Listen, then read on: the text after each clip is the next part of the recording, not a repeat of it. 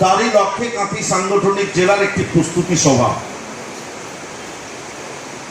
সভাপতিত্ব করছেন সভাপতি। অনেক নির্যাতন, বিভৎস বঞ্চনা, চরম উপেক্ষা, নির্লজ্জ শোষণ, আর তার নীরব সাক্ষী ছিল 34 বছরে বাংলার মার্কসবাদী কমিউনিস্ট পার্টির কমরেডদের অত্যাচারে আমাদের প্রিয় মাতৃভূমি বাংলা। 1977 সাল বাংলার রাজনৈতিক ইতিহাসের পাতাটা উল্টাতে উল্টাতে পেছনের দিকে গেলে দেখব বাংলার ভাগ্যাকাশে একটি কালো মেঘ জমতে শুরু করেছিল। যে বামপন্থীরা বাংলার মাটিতে দাঁড়িয়ে, ভারতবর্ষের মাটিতে দাঁড়িয়ে যখন সুভাষচন্দ্র বোসের নেতৃত্বে আজাদ হিন্দ বাহিনী লড়াই করছে, যে কমিউনিজমরা বলেছিলেন ইয়ে আজাদি ঝুটা হ্যায়, সেই বামপন্থীরা সেদিনকে স্লোগান তুলেছিলেন সন্ধ্যে কৃষক, সন্ধ্যে শ্রমিক, সন্ধ্যে সর্বহারা, এবার সোনার বাংলা গড়বে কাস্তে হাতুড়ি তারা। এই স্লোগান তুলে বাংলার মানুষের কাছে গরিব কৃষক মেহনতি মানুষের নামে শপথ নিয়ে 1977 সালে মার্কসবাদী কমিউনিস্ট পার্টির কমরেডদের সরকার তৈরি হয়েছিল। মুখ্যমন্ত্রী হয়েছিলেন প্রাতঃস্বর্গীয় কমিউনিজম নেতা জ্যোতিবাবু। গুটি গুটি পায়ে পথ চলতে চলতে একটা সন্তান যখন মায়ের গর্ভ থেকে ভূমিষ্ঠ হলেন, বয়সটা তার যখন 34 বছরে পৌঁছালো, তখনও কিন্তু এই সরকারটা বাংলায় ক্ষমতায় টিকেছিল ছারপোকার মতো। অনুন্নয়নে পরিণত করেছিল সারা বাংলাকে, বেকারির কারাগারে পরিণত করেছিলেন বাংলার মার্কসবাদী কমিউনিস্ট পার্টির কমরেডরা 34 বছরেই বাংলায়।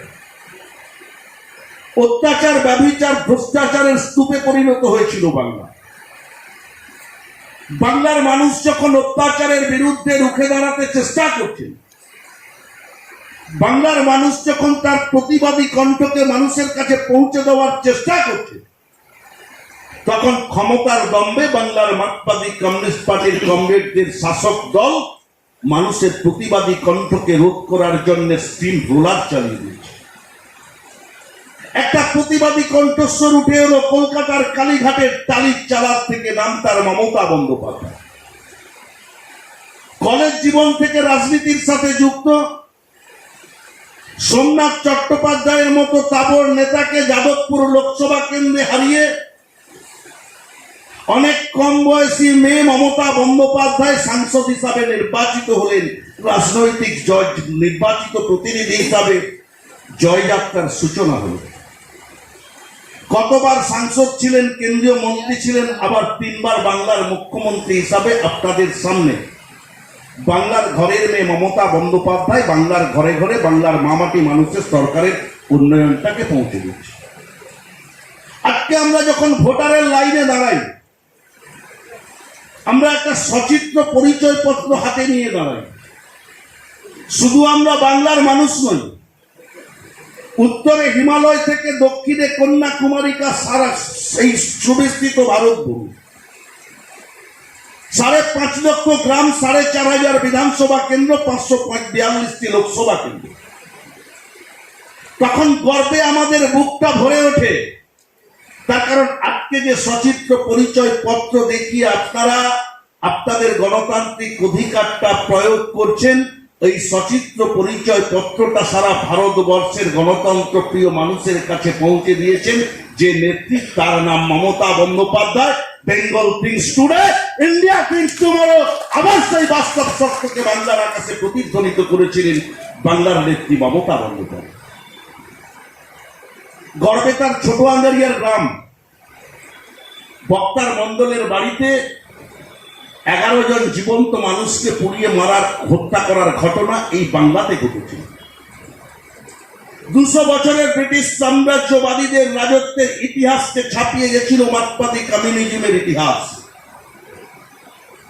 কবি জয়দেবের জন্মস্থান বীরভূমের নানুর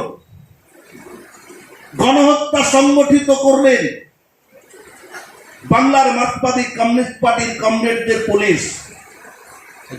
কলকাতার ফুলবাগান থানায় একটি অনাহার মহিলাকে জোর করে ধরে নিয়ে গিয়ে পুলিশ ব্যারাকে ধর্ষণ করা হলো। যুব কংগ্রেসের সভানেত্রী মমতা বন্দ্যোপাধ্যায় পৌঁছালেন ধর্ষিতা মহিলার কাছে। আর তৎকালীন বাংলার মুখ্যমন্ত্রী জ্যোতিবাবু রাইটার্স বিল্ডিং থেকে লোক পাঠিয়ে দিলেন, বাহক পাঠিয়ে দিলেন ধর্ষিতা মহিলার বাড়িতে। সেই তিনি বললেন, আপনি কালকে মুখ্যমন্ত্রীর সাথে রাইটার্স বিল্ডিং এ গিয়ে দেখা করবেন। আর যাওয়ার সময় একটি 500 টাকার নোট ধর্ষিতা মহিলার হাতে গুঁজে দিয়ে গেলেন। তৎকালীন বাংলার মার্কসবাদী কমিউনিস্ট পার্টির কমরেডরা ধর্ষিতা মায়ের ইজ্জতকে 500 টাকার বিনিময়ে কলকাতার রাজপথে নিলাম করতে দেখা গেল। মমতা বন্দ্যোপাধ্যায়ের নেতৃত্বে গর্জে উঠল বাংলা।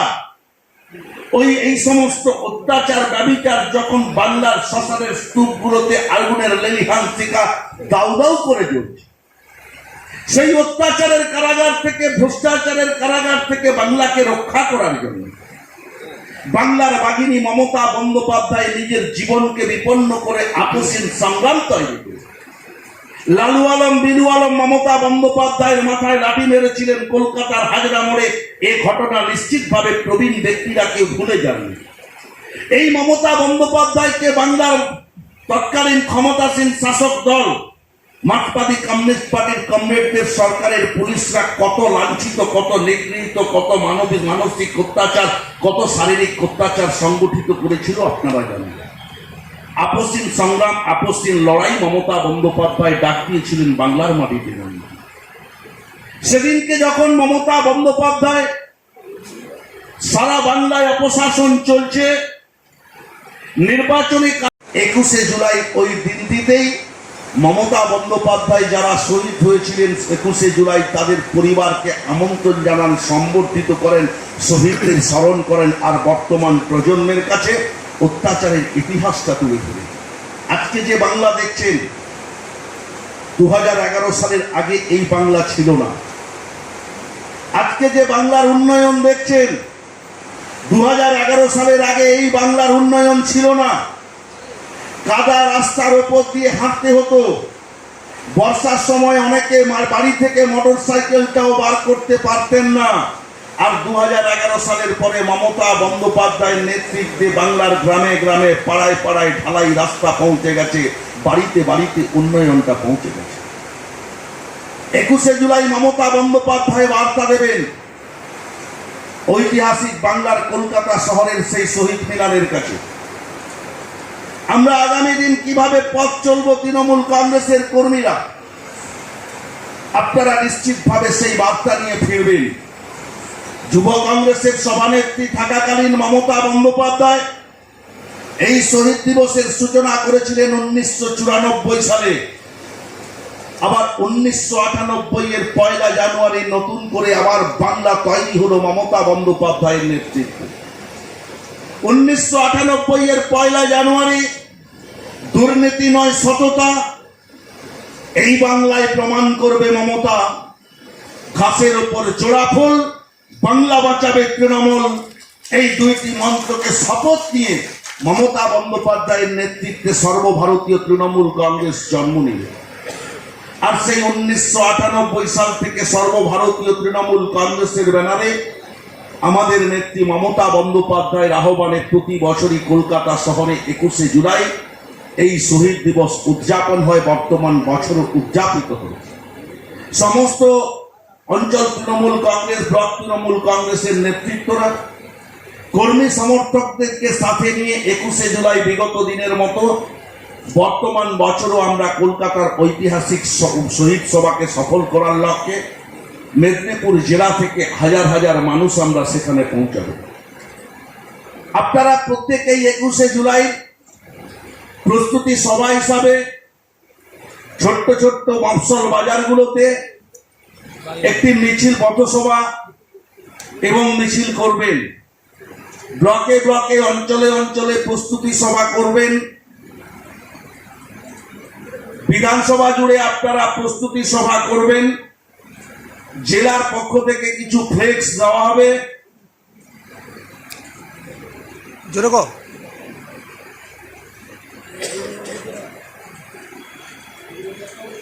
জেলার পক্ষ থেকে কিছু ফ্লেক্স দেওয়া হবে। জনবহুল এলাকাগুলোতে ফ্লেক্স লাগাবেন, জনবহুল এলাকাগুলোতে দেওয়াল লেখন করবেন। তার কারণ প্রচার মাধ্যমকে সক্রিয় রাখতে মমতা বন্দ্যোপাধ্যায়ের 1993 সালের ইতিহাসকে মানুষের কাছে পৌঁছে দিতে এবং মমতা বন্দ্যোপাধ্যায়ের আপসহীন সংগ্রামকে মানুষের কাছে তুলে ধরতে সর্বস্তরে তৃণমূল কংগ্রেসের নেতা কর্মীদেরকে ঐক্যবদ্ধ হতে হবে।